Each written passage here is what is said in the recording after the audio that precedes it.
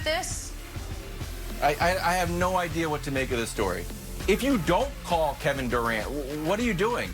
Like Jenna, if we hired Marnie to be the graphics producer, it'd be weird if you talked to Marnie and be like, Marnie, you're working on graphics? I didn't know that. That's my best friend. So someone has to tell me these things. So just embrace it. Just be like, Kevin Durant is the cornerstone of this franchise. Of course I talk to him. We're always looking about fit and chemistry for the team. Of course I consulted him. We're a players first organization, and we think Michael Beasley is going to have 8 games to prove himself, minus the suspension, which screws everything up. What has he got, 2 games to prove himself now, Nick? And we're looking for him. He's going to be a great part of the Brooklyn Nets, we hope. All right, I know this is obnoxious what I'm about to do, and I know I'm the math guy, you're not the math guy, but 8 minus 5, Wild, shouldn't be a hard equation. I don't know how many games he got suspended. I thought he was... You said 5! You said 5! Well, and then you were like 8 games minus 5. I think that's 2. I thought it was regardless an extra game.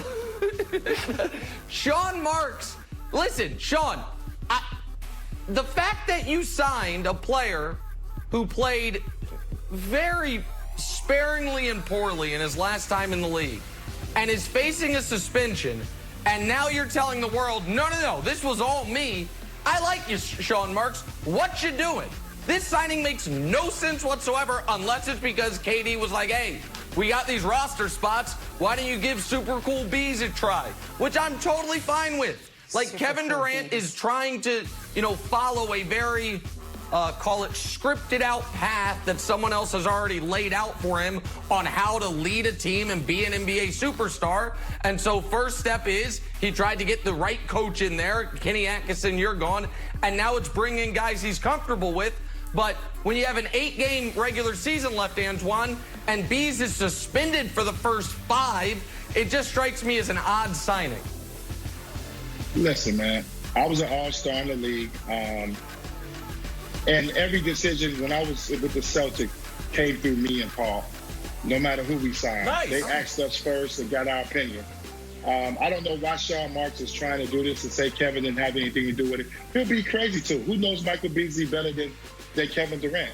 So obviously you want to get his opinion about it and see if it's okay to bring him in. So I don't know why he did that. Maybe he's trying to take the pressure off himself to say that, look, I'm out here trying to find talent to replace the 5 guys that we're going to be missing. But no, he definitely talked to Kevin about it. It's typical. Any good GM is going to talk to their best players about bringing in guys. It's the only right thing to do, because those are the guys that you live behind. You got to make sure that those guys are happy. So believe me, and not only KD got a call, Kyrie Irving got a call too. Believe that. All right. Believe it. Well, if you guys bring Marnie in for graphics, please make sure you call me immediately. On to the return of the king. The New York Times published a column yesterday, talked about how much the NBA landscape has changed over the past couple of months. But one thing that absolutely hasn't changed is LeBron's mentality and his tireless drive to win. The article read in part, at the time, James had the Lakers primed for a title run. At 49-14, they had the best record in the Western Conference, and James was playing some of the most complete basketball of his career. But he had significant groin injury last season, and no athlete, not even James, can be dominant forever. Despite the season's idiosyncrasies, he seems determined to seize the opportunity before him. What would it mean for LeBron's future if he doesn't pick up where he left off, Nick? Well, if he doesn't pick up where he left off, it means the Lakers don't win the title. And if the Lakers don't win the title this year, a very particular, specific window closes on LeBron. His ability to get to 6 rings. Now, I think it is obvious he does not need to get to 6 rings to be the greatest player ever. But for some folks who obviously consider, Bill Russell the greatest ever, and then Jordan and Kareem are tied because it's just count the rings, count the rings, count the rings. 6 rings would be very helpful for LeBron because he already has Jordan topped in every statistical category that matters and everything else, but Jordan has those rings. If the Lakers win the title this year, Wilds, they will go into next year as the favorites. They pull off a back-to-back, he's at 5.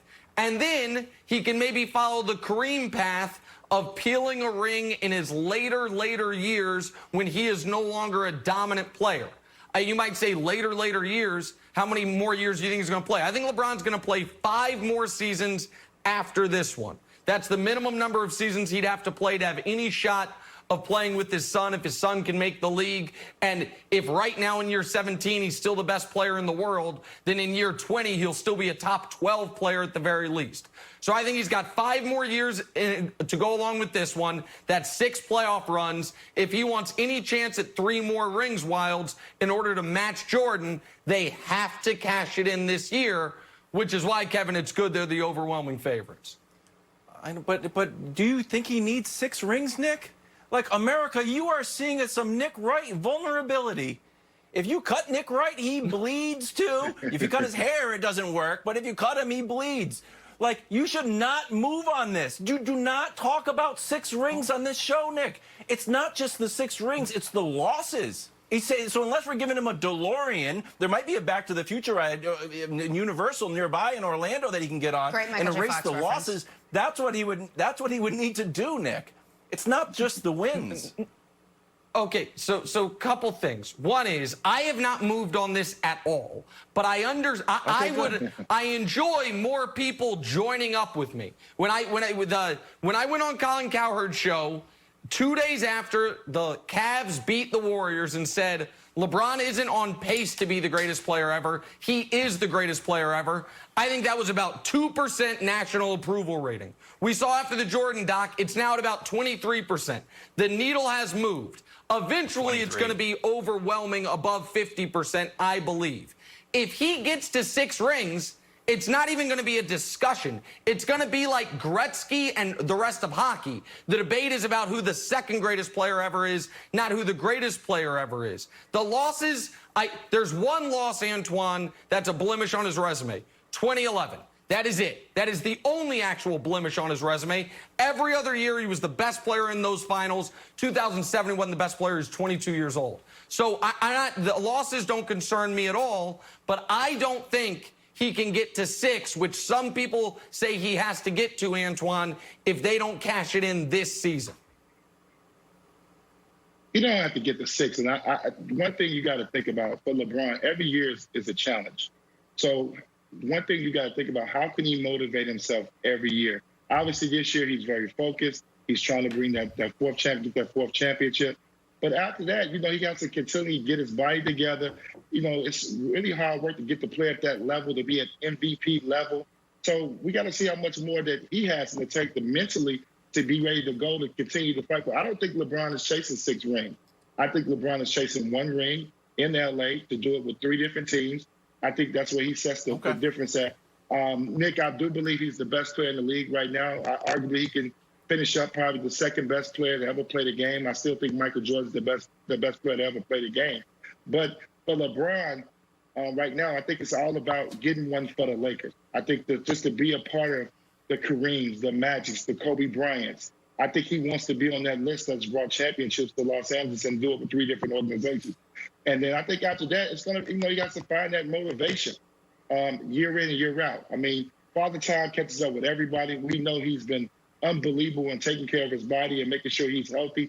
But it's hard every year to find that motivation when you've done everything in your career and you accomplished everything. It's not about money. Obviously, he's going to get all the individual accolades. He's going to be a Hall of Famer. He's going to do all those things. So every year he has to find motivation to keep going to be able to be the elite. Every team he's played on, he's been the best player. He has to be the best player.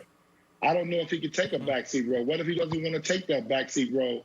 What if he don't want to play in the later years where he's not the best player on the floor? So we got to think about those things for LeBron. But I think the window is this year and next year for LeBron to win this title. Well, as far as taking a backseat role, Antoine, I think you saw this year with his transition to point guard that I think once he does start truly deteriorating athletically, which amazingly he hasn't really 17 years in, I think he'll transition seamlessly to like a super rich man's Jason Kidd, which is an unbelievable, way to be able to play at year 20. And I think that's what he'll do. But Wilds, Antoine raised, I thought, a very interesting point, which is the next step being the 3rd ring with the 3rd different team. If he were to finish his career without winning another one, I do think while I'll still believe he's the greatest player ever, he's already accomplished it, that 23% that I said agree with me, Wilds, I think that number starts going in the other direction. If he plays 4 more years with the Lakers, they never win a title. I think it starts going, closer to 15%, 10%, than moving upwards, even when he passes Kareem on the all-time scoring list, Wilds. I'll give you a weird one that you hate, Nick. What if he made the finals and lost? So would making the finals and losing actually be worse for his legacy than losing in the Western Conference Finals? Oh, well, of course it would, because you have a lot of dopes in the media that think losing later is worse than losing early. I know. You've got a lot of folks that think, evidently, the worst thing you can do is, as an Olympian, is win a silver medal. You're far better not medaling at all. Like, it's just lunacy. So, yeah, I think the narrative, it would hurt him. We only have like 20 seconds left in the show. I promised America, Jenna, a major announcement. Oh, here we go. Wilds, you didn't know it, but you spoiled it. The major announcement is, guess what's happening tomorrow? I'm getting a haircut. So Monday, America, it's going to be a totally new Nick Wright. First haircut in 5 months, Jenna Walsh. So Monday, I'm excited to see how I look. We're all excited, Nick. We're all excited. Everybody, Twan, thanks.